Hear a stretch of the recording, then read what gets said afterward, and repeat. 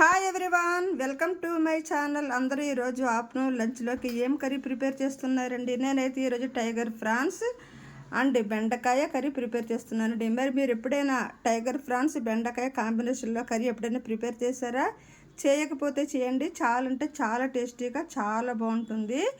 ఇవి శ్రీకాకుళం డ్యామ్ నుంచి నేరుగా డ్యామ్ నుంచి తీసుకొచ్చిన రొయ్యలండి. టైగర్ ఫ్రాన్స్ చాలా పెద్దగా చాలా అంటే చాలా బాగున్నాయండి.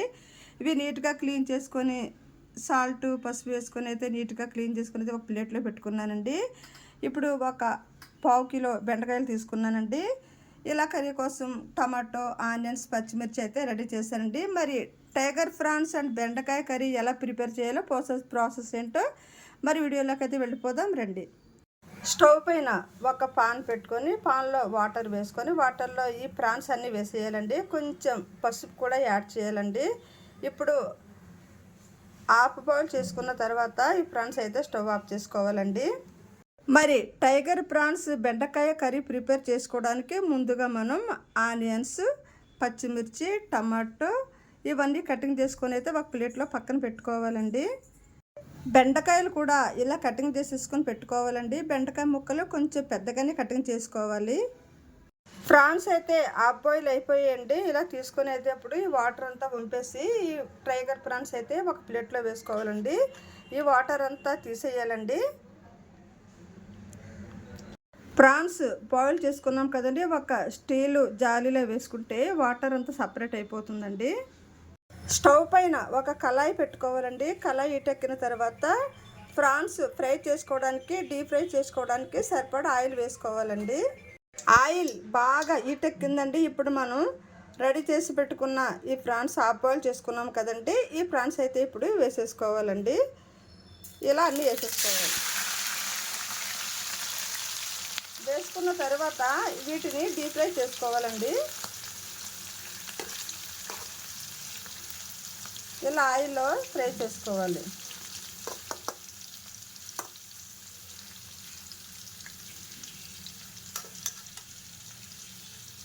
ఆయిల్లో డీప్ ఫ్రై చేసుకొని కర్రీ చేస్తే టేస్ట్ చాలా అంటే చాలా బాగుంటుందండి. ట్రై చేయండి. చూసారా, ఒకవైపు అయితే బాగా డీప్ ఫ్రై అవుతున్నాయండి. ఇవి మనం వేరే వైపు కూడా మార్చేసుకోవాలండి. ఇలా ఫ్రై చేసుకోవాలండి.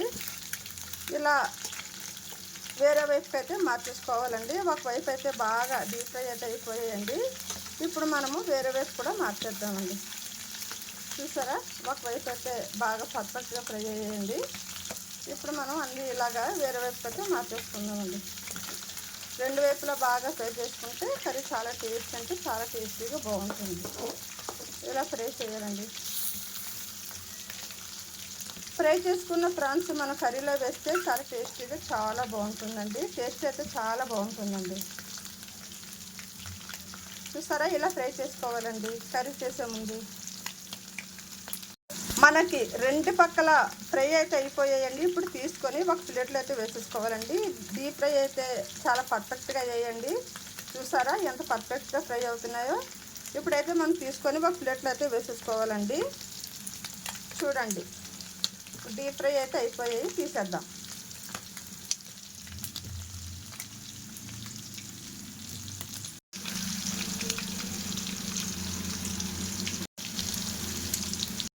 మనకి ఫ్రై అయితే చాలా పర్ఫెక్ట్గా బాగా ఫ్రై అయ్యండి.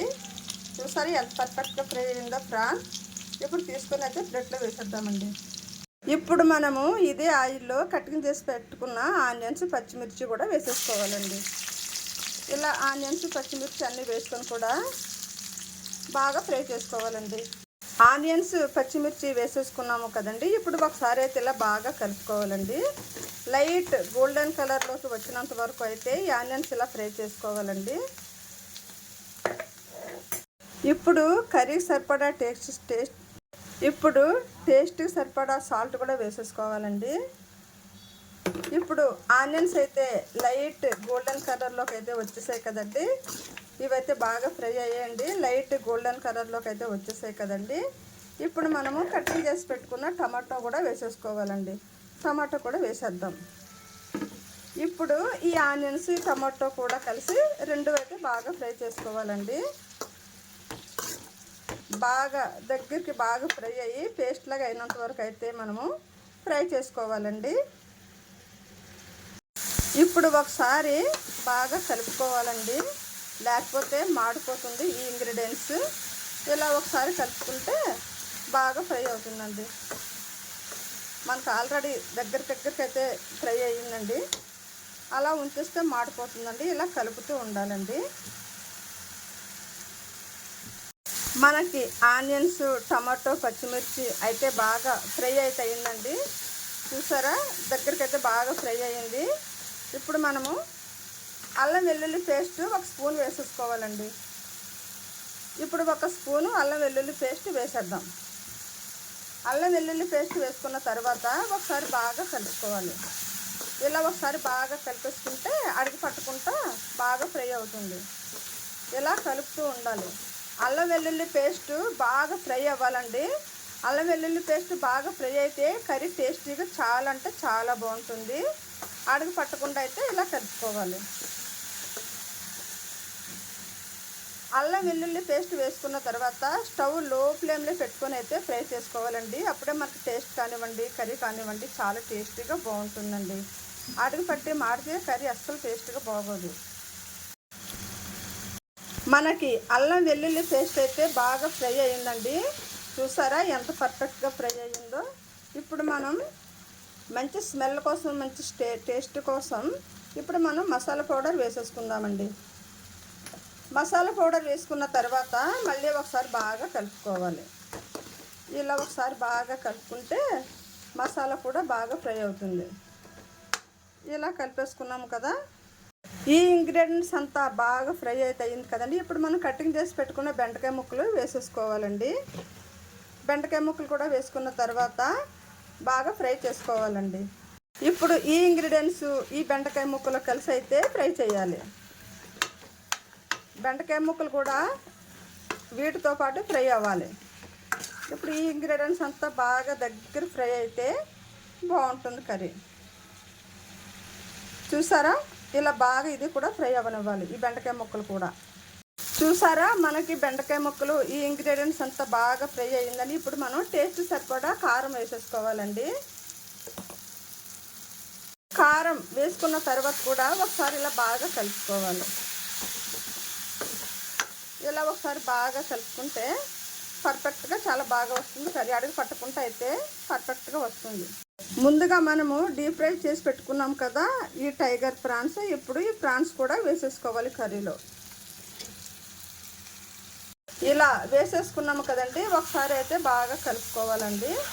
మొత్తం అడుగు పట్టకుండా మాడిపోకుండా అయితే ఒకసారి మొత్తం ఇంగ్రీడియంట్స్ అంతా బాగా కలిపేసుకోవాలండి. ఇలా ఒకసారి బాగా కలుపుకొని ఇప్పుడు కర్రీ ఉడకడానికి సరిపడా వాటర్ వేసేసుకోవాలండి. వాటర్ వేసేసుకున్నాము కదా. ఒకసారి అయితే వాటర్ వేసుకున్న తర్వాత ఒకసారి అయితే బాగా కలుపుకోవాలి. ఇలా బాగా ఒకసారి కలిపేసుకొని స్టవ్ లో ఫ్లేమ్లో పెట్టుకొని అయితే కర్రీ ఉడికించుకోవాలండి. కర్రీ అయితే చాలా పర్ఫెక్ట్గా బాగా ఉడుకుతుందండి.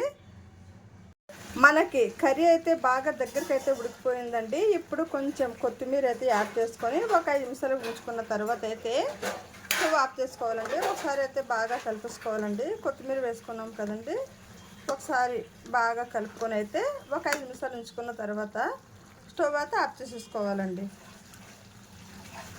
ఈరోజు మా ఇంట్లో ఆఫ్టర్నూన్ లంచ్లోకి అదిరిపోయే టేస్ట్తో బెండకాయ అండ్ టైగర్ ప్రాన్స్ కర్రీ అయితే రెడీ చేశానండి. మరి కర్రీ అయితే చాలా పర్ఫెక్ట్గా చాలా అంటే చాలా బాగుందండి.